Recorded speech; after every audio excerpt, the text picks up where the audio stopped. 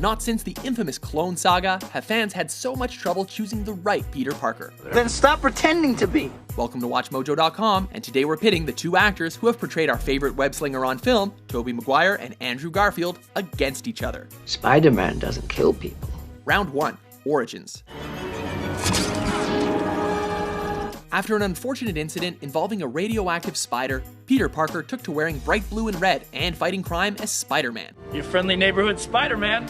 Oh, and his uncle was murdered. Simple and elegant, no need to complicate things. He never doubted the man you'd grow into. How you were meant for great things. Tobey Maguire Spider-Man followed that structure almost to the letter, except that weird bit about organic web shooters. We have James Cameron to thank for that. Peter got bit, passed out, and then didn't need glasses anymore and went off to fight crime in his Spidey suit. Just a decade later, that simple and elegant story got a bit more complicated. Mary, you have to go. Andrew Garfield's Peter Parker was abandoned at a young age by his parents, who may or may not have been super spies. The backstory of his parental units was shrouded in mystery, and ultimately, there was much more to Peter acquiring his powers than just a random spider bite. By the time the sequel rolled around, Columbia Pictures and Marvel Entertainment got a bit more confident about changing the Spider-Man origin story.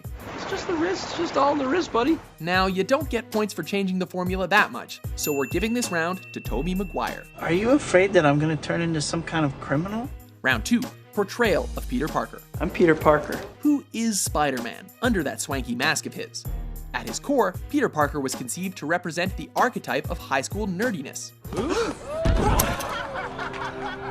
Shy, bookish, and generally an all-round loser, Pete didn't have many friends and wasn't much of a jock either. Think you're pretty funny, don't you, freak? Flash, it was just an accident. My fist breaking your teeth, that's the accident. When Spider-Man first swung onto the big screen in 2002, Tobey Maguire had all of these qualities. He was ignored by the girls, was looked after by his aging aunt, and was a good nephew until that time he accidentally got his uncle murdered. Uncle Ben? In 2012, all the things that made you a geek a decade ago instantly made you hipster cool. What's your name?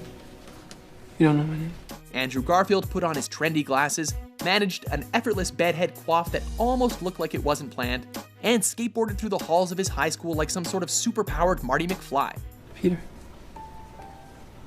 Parker. Peter Parker. Okay, good. He stood up for the weaker kids and even caught the attention of Gwen Stacy. While he is bullied somewhat, Garfield seemed a lot more like the cool older brother we always wanted, but that's not 100% faithful to the true essence of Peter Parker. If we're going by comic book standards, which we are, Tobey Maguire takes this round with a knockout. Number 3, portrayal of Spider-Man. Who am I?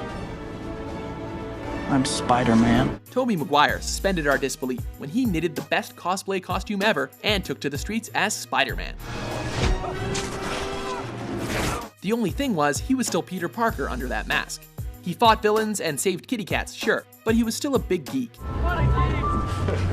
Don't even think about it. Yes, he had a few witty one-liners, but he spent most of his time with the mask off anyway, to the point where Peter Parker and Spider-Man were indiscernible from one another. With great power comes great responsibility.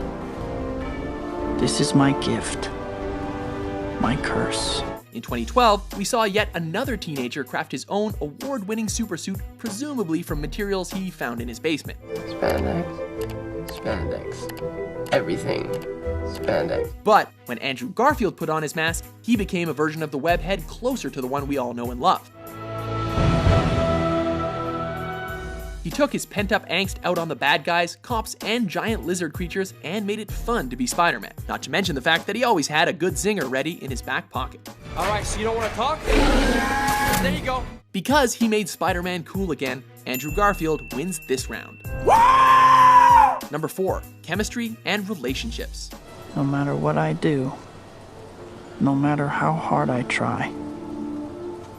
When he wasn't watching her creepily from his backyard, Tobey Maguire Spider-Man was making awkward attempts at conversation with Mary Jane that never really panned out. Well, see ya. Although they do eventually hook up at the end of the second movie, Mary Jane had Peter firmly in the friend zone until she eventually put 2 and 2 together and discovered his way cooler, way sexier alter ego. Hi. Hi. He gets points for that upside-down lip lock in the first film, but that might not be enough to win him this round.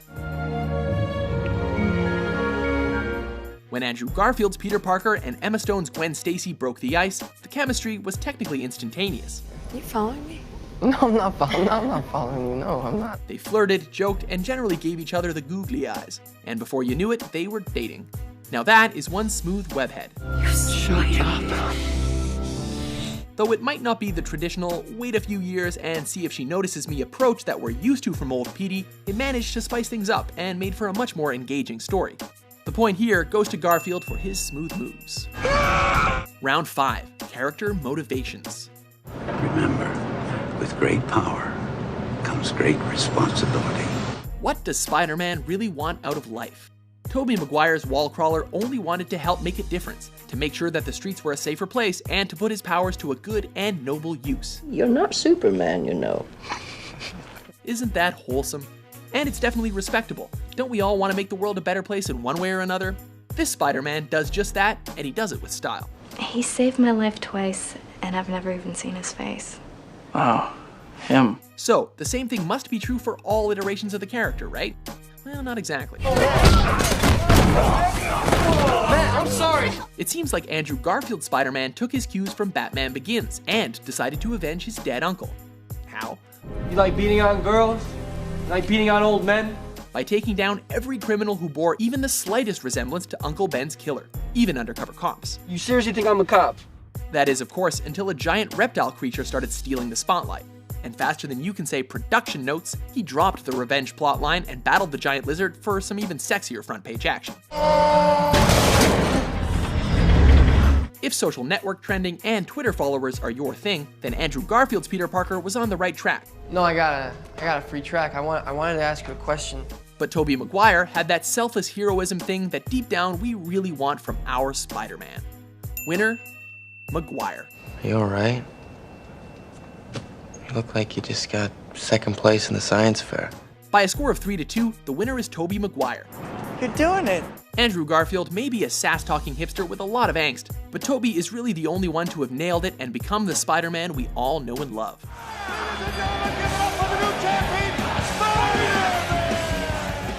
What did you think of our friendly neighborhood verdict? I'm sorry.